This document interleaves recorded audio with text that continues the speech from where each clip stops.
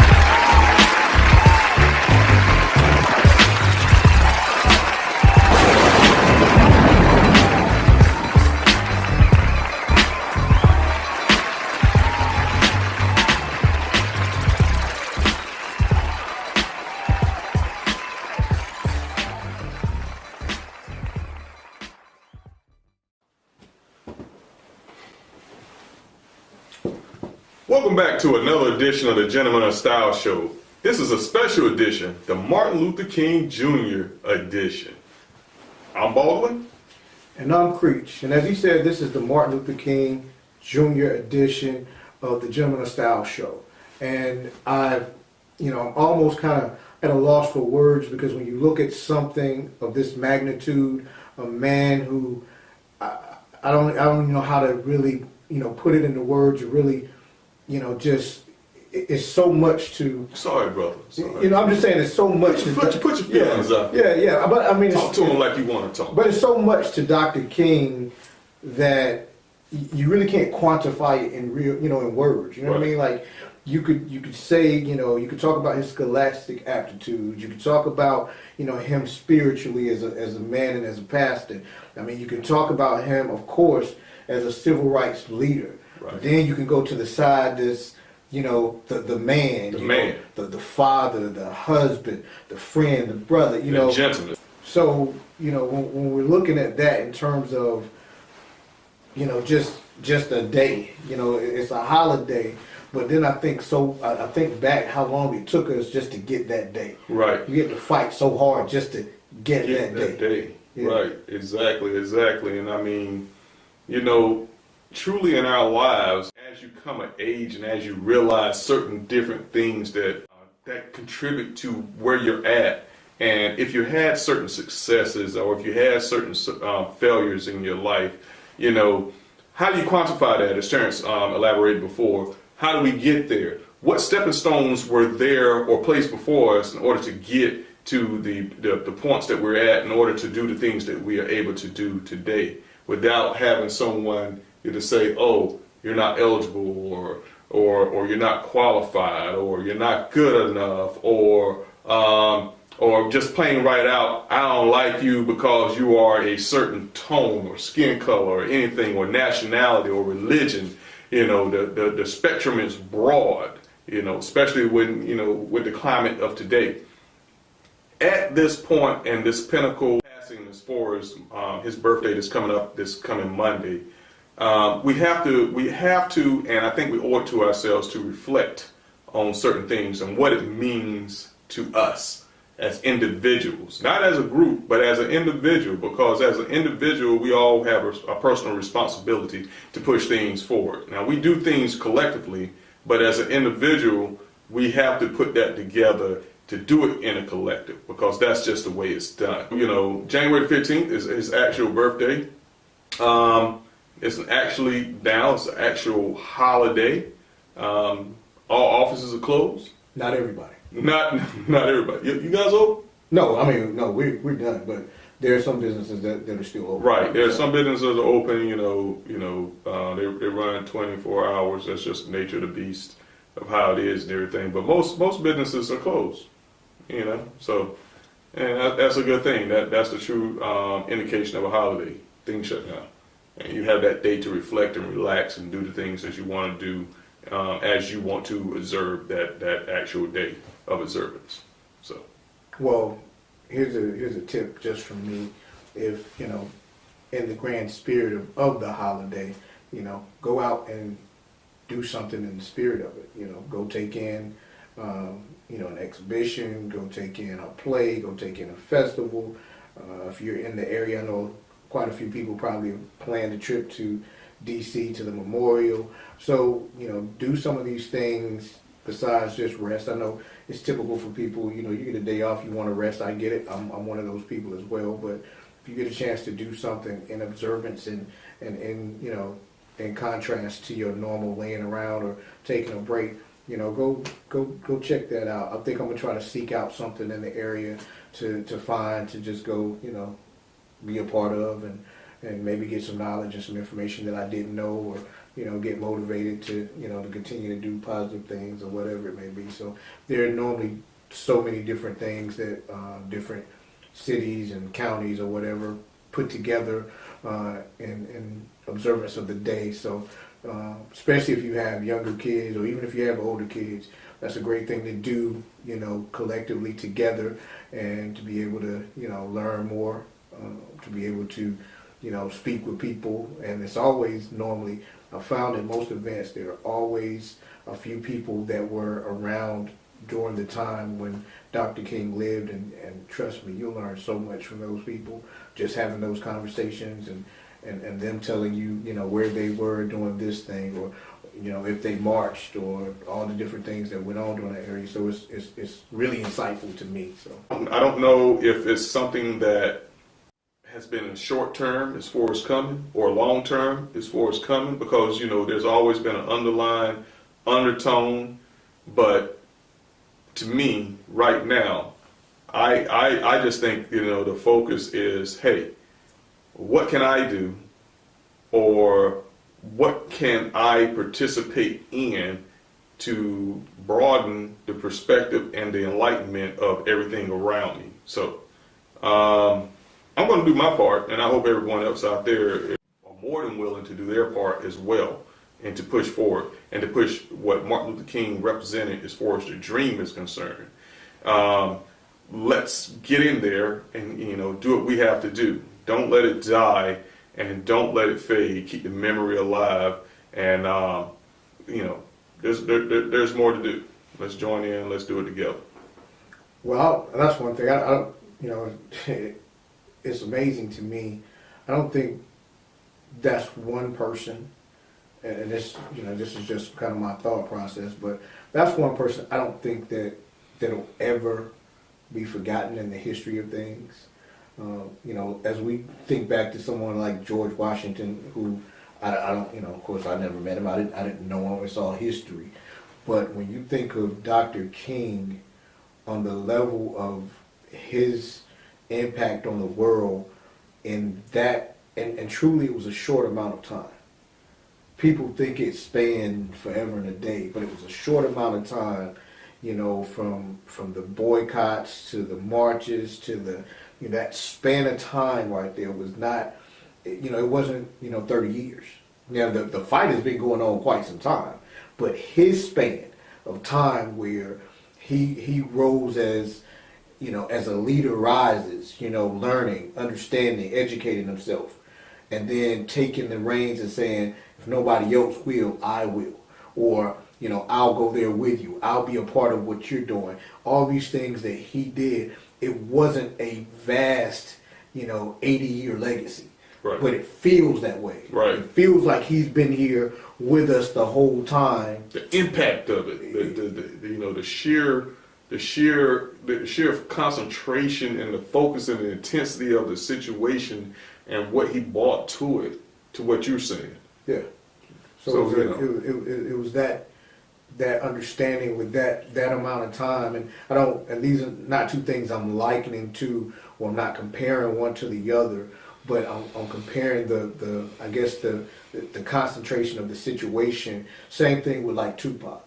You know, Tupac wasn't here that long, but in that span of time, he made his impact and he put his imprint down enough that he kind of resurfaces all the time in conversations and there's foundations, and I think there's a class that's being taught about, so all these different things. So don't want to hear nobody out there saying, oh, Terrence is out there comparing Dr. King to Tupac. No, I'm just saying the impact that a person has never is just about the span of time. It's about that moment and the way you basically put your quality into that time.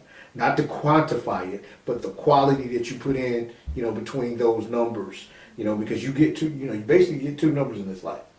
You get the number where you start with and the number that you end with, which is the day you're born and the day you die. So those are your two numbers. You get those two. The Social Security number and all that other stuff, that's just some stuff that goes on in life, but you only really get two numbers in life. That is correct. That is correct. So, but in the spirit of Dr. King's holiday, we wanted to do something different. We wanted to do something special, and as we go along, we keep evolving and trying to do better things. So what we wanted to do this time is we wanted to go out on location and really start to talk to some of the community and some of the people and find out exactly what the holiday meant to them and what they thought about the dream in this current day. And so what we did was we sent our correspondent out, Miss Cindy Brew, and she talked with some people, and it was extremely enlightening. It was cold out there too. I'm gonna tell you that it was cold outside. So we braved the weather. We got it done. You want to go ahead and throw to our lovely correspondent? Yeah, so what we did, we went out on location today, and like Terrence said, we had our correspondent out there, Miss Cindy Brew, and she talked to a couple of people and asked them a couple of basic questions in order to get their feedback on what Martin Luther King's birthday holiday meant to them. So without further ado, here's a little bit of what we saw today, or what we found out today on location. I just want to ask, in light of it being Martin Luther King's birthday and the holiday on Monday, what does that holiday represent for you personally? Personally, it represents hope. It would represent freedom to the fullest extent, but in the time that we're in, it seems a little hard, but it definitely represents hope. Hey, well, you're from a younger generation, Yes, so what does Martin Luther King Day represent for you? It represents a day of fight and freedom, and just being a fearless leader, and really just giving us hope that the power of change is really, really amazing, and we just have to all come together to do it. Just what he's done for us as a black race of people, that just, the first black man that ever accomplished and achieved the goals of the FGs, to give us a day like that, words cannot really describe and put them in one place what it meant to me. Secondly, do you feel that his dreams that he had back then are coming to fruition now, and if so, in what ways? I do believe they're coming to fruition slowly. We do have more equality. It seems like this year we've been taking a step back, but I believe that it's caused people to fight more, resist more, to push for more equality and push for Dr. King's dream. Right. Thank you so much for your time. Thanks, Winnie. You too. Great. And last question, do you think that Dr. King's dreams are coming to fruition in our day and age? Slowly but surely, yes. I think times have drastically changed since he was around, and that obviously has to do a lot with all of his efforts. But I think we have still a large fight to win. Right. Thank you so much for your time. Right. And do you feel that his dreams are coming to fruition this day and age? I think they're more greater now since his passing than they ever been, and I think that we're really beginning to see what he have done, and we've learned to appreciate it as time goes on. Right. This has been 50 years. Right. Thank you so much for your time, sir. What does Martin Luther King Day represent for you? It represents the strongness of being black and don't judge people by your color. And do you feel that the dreams that Dr. King had, that they're coming true for us today? Yes. Okay, thank you for your time, sweetie. Oh, well, looky there. Look who I found. If it isn't Baldwin and Creech. How you doing? Good, how are you? Oh, we're doing great. We're doing great. How you doing today? Pretty good, pretty good. Good. So I'm going to ask you the same two questions that I've been asking today, and that is, in light of Martin Luther King's birthday and holiday being on Monday, what does the holiday represent to you personally? You go. You want me to go first? For me, it represents a long battle and a long fight that we've all had to endure in terms of where we've come from and what we're trying to do. Along with just having a holiday, it's the meaning behind everything that we had to do to really have the recognition that we should have had for a man who gave so much to not just black people but society as a whole. So for me, it just represents a span of time where we've come from so far to go, but a span of time where we came from. Yeah, and I'm inclined to agree with Terrence. And I think, without that strong foundation that he's laid in the past, that, we couldn't be where we're here today. But I believe also that there's still a lot of work that needs to be done. And, I think we all have responsibility to do our part and to contribute to that work. So I think there's a continued struggle, there's a continued education. And, and we all need to continue to strive together in order to reach those points. So it's a pinnacle thing, and, it's a great way to reflect and not to forget. And the last question was, do you think that his dreams are in fact coming to fruition in our time and day and age? Absolutely. I'm inclined to agree, but I guess what my caveat is, we're doing it at a snail's pace in my mind, from where we've been to where we are now, and some of the things that are going on, especially in government right now. It's like a snail's pace, and also it feels like, in terms of where we've come from, certain people are trying to take us right back to that same time. So I think there's definitely a lot of things that he wanted us to do that is starting to come to fruition, where people can truly be themselves. There are levels of equality, but we still have so far to go. Thank you, gentlemen. I appreciate it. Our pleasure. As you can see, Cindy did a couple of interviews, and she was interviewing people that, they gave their heartfelt experience and what it meant as far as the holiday meant to them, the Martin Luther King holiday. I mean, it's raw and it's real. It came straight from their heart, outside of what we may say. So we want to share that with you guys and make sure that there was something outside. Because, we can sit here and we can talk to you all day long and we can tell you our points of view, but there are other points of view out there as well that we think we can share. Yeah, and I mean, the other part is, going out there, we were actually out by the Martin Luther King Jr. Center. We were close by the memorial. By the memorial here in Atlanta, Georgia. So that's the other part. We wanted to go out and experience it, be in that area, and there was a lot going on even today. They still do tours and things like that, and right now they're doing something to the memorial. They're cleaning it up, getting it ready for Monday. So that was something that we really felt strong about, not just sitting and doing our show, and because there's going to be a lot of shows where people just do this, that, and the other, but we wanted to be somewhere that was connected to him, and we were able to do that. And I think Cindy did a great job with the interviews and talking to the people, and we really appreciate those people stopping by, and as you can see, there was a young lady in there I love that that she actually asked, could she say something. So I think that was great to have young people come and understand the importance of Dr. King at a young age and feel so moved by it that they want to say something. So I thought that was kind of like the highlight of that for me. I loved everybody else for their input, but to have a young child that wasn't even thought about during that era, to understand the importance of it and really feel so moved that they just want to say something in regards to it, I thought that was a nice touch. And as you can see with the interviews, the spectrum of people that we interviewed is the way that Dr. King wanted it to be. It was about all of us. It was about the human race, not, one race, but the human race. So I think today, just those interviews alone show the impact and shows the togetherness that just him alone, and his mindset and his dream and his words and everything about him, that is what it was all about. And for those who, don't understand it, and those who consistently try to break, down the, try to world, for us to just be turning our back and saying, oh, well, we're going to stand for anything. It's just not going to happen. Hey, well said. Well said.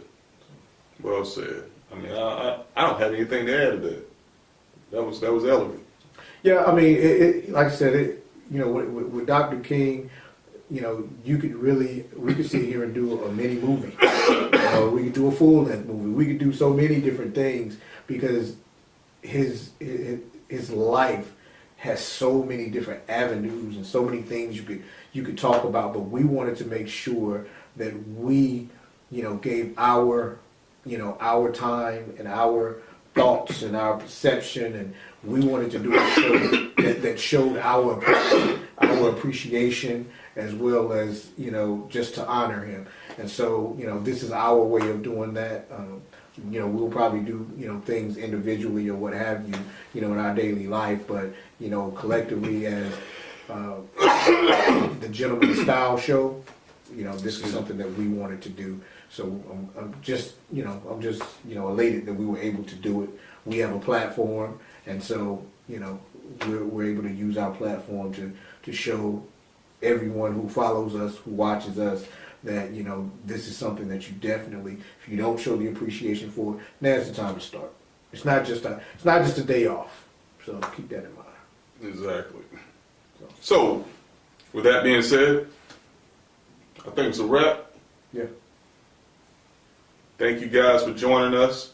And like, we always like to say, here at the Gentleman Style Show, we believe in better. Baldwin and Creech, we will progress. And in the dream, Dr. Martin Luther King Jr. has laid out before us, we will continue to strive, and we will continue to do better, better, and better. Until next time. And we challenge you all to do the same. Next week. Happy birthday, Dr. King. Happy birthday.